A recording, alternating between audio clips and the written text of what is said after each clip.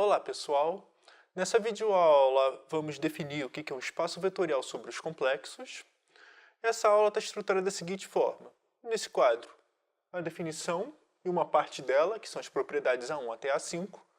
No outro quadro está as propriedades M1 até M5.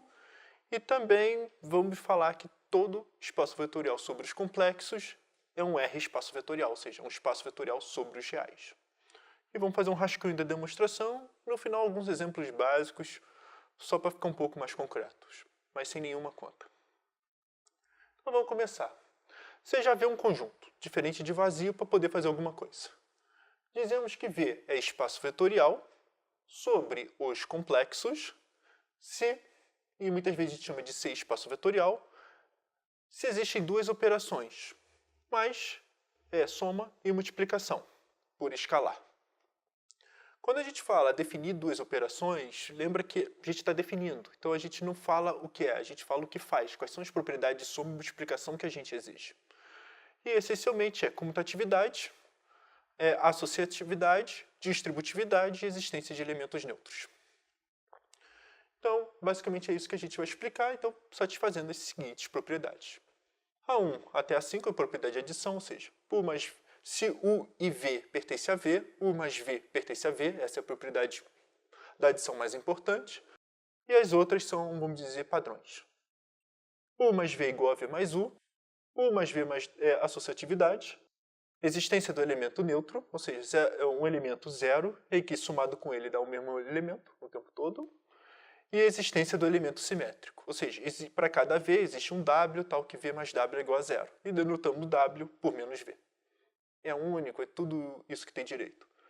Ou seja, se eu olhar no mundo real, isso aqui ainda não mexe nada com os complexos. O que vai aparecer os complexos são as seguintes propriedades, são do M1 até o M5. Então, olha só as propriedades. Dado V pertencente a V, agora eu vou fazer questão de sempre frisar o número complexo, eu não tenho o costume de botar V mais W pertence a V, nada disso. Aqui eu vou frisar bem, depois eu vou explicar por quê.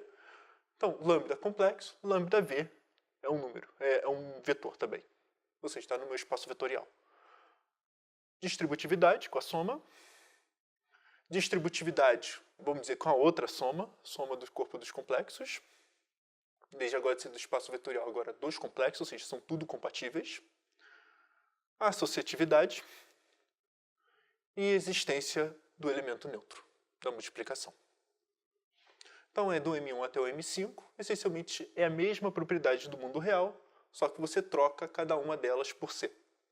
Os lambdas pertencem a C.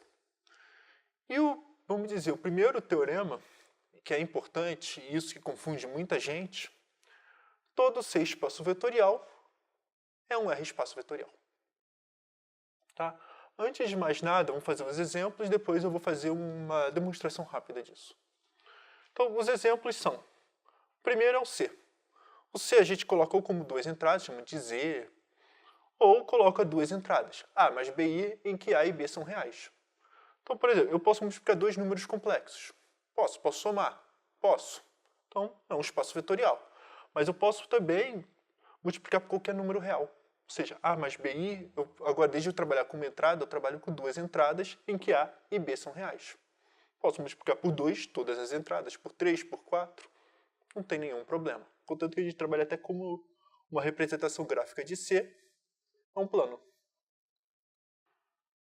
Temos o C2, C3, Cn, mesma coisa.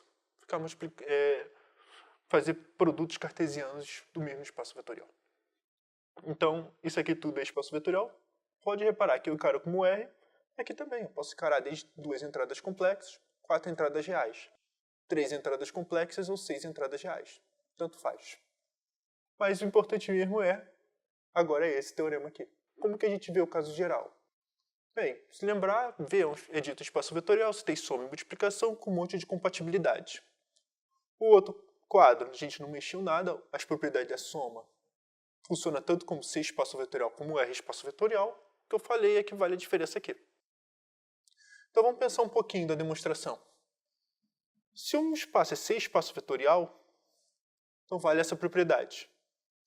Em particular, se vale para todo lambda pertence a C, Então, se eu trocar lambda pertencente a R, ou seja, um subconjunto aqui, ainda vale isso.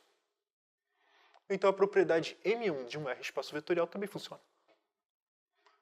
Mesma coisa aqui. Se vale essa propriedade para todo lambda pertence a C, então vale a mesma propriedade para todo lambda real. Não tem nenhuma diferença. É compatível com a distributividade C é compatível com números complexos, em particular é compatível com o mundo real. Não tem nada aqui. E a mesma coisa se eu trocar lambda 1, lambda 2 pertencente ao real. Se vale isso aqui para todos os complexos, em particular vale para todos os reais. Idem. E a existência do 1, porque o 1 é real. Tá? Então, ou seja, acabou de demonstrar isso. Ou seja, todo C espaço vetorial pode ser visto como R espaço vetorial. A multiplicação, eu posso trocar de lambda pertence a C para lambda pertence a R. Nenhum problema. O que talvez pode confundir é que não vale necessariamente o contrário. Nem todo R espaço vetorial é um C espaço vetorial. Um exemplo disso é o conjunto R. Se a gente pegar os reais, por quê? Olha, soma, multiplicação com números reais pode funcionar, mas eu não tenho direito a multiplicar com um número complexo. Porque se eu multiplicar por um número complexo, falha o M1. Tá? Se eu pegar I vezes R, já não está mais em R. Então, em particular, esse conjunto aqui é um R espaço vetorial, mas não é um C espaço vetorial. Ou seja, aqui estamos pedindo um pouquinho mais.